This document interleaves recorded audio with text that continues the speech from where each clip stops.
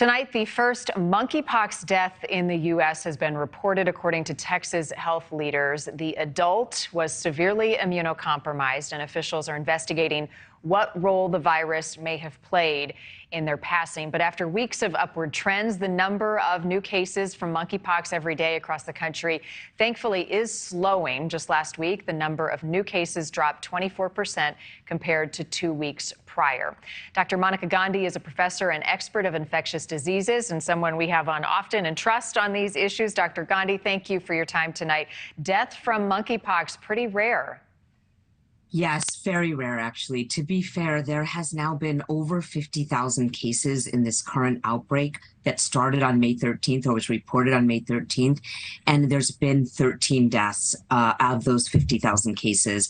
Unfortunately, one here in the U.S. still had to figure out how much monkeypox contributed, 6 in Africa, and then several around the world. So it is rare, luckily, though we knew that one of the variants could be more virulent. Right, which brings me to something else I wanted to talk to you about. There are a couple of different types of monkeypox. The one that, as I understand it, that's going around is less lethal, but there is another variation, another mutation of the virus. How concerned are we about that one?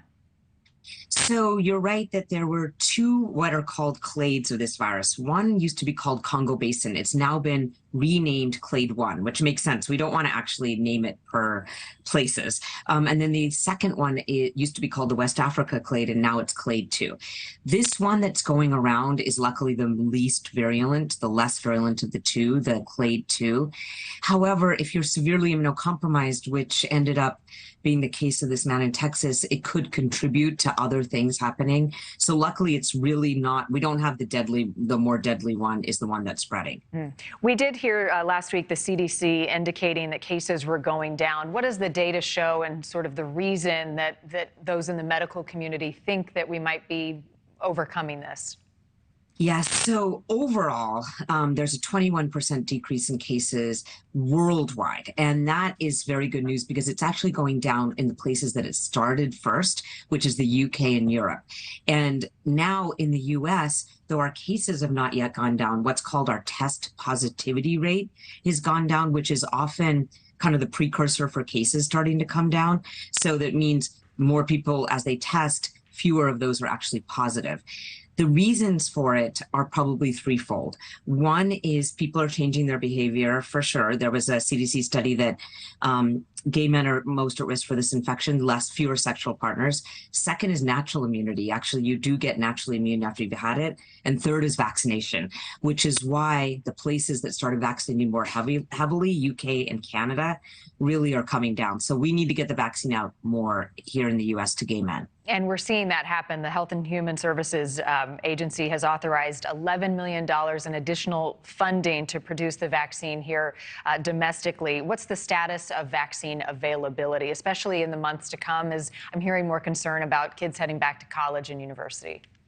Yes, so you're right that we've given out about 240,000 doses, but we need actually, frankly, about 4 million doses if you want to get every man and anyone who's at risk for HIV. We call that people who need to be on PrEP. All of those individuals, 1.2 million, should be immunized. And then people who are living with HIV should be immunized. So we probably need about 4 million doses. So the HHS is committed to 2.5 million of those doses being made in this country, and then 3 million more from Bavarian Nordic, which is the company that makes it. So I hope, they're saying by the end of the year, I hope it's sooner than that we can get more supply.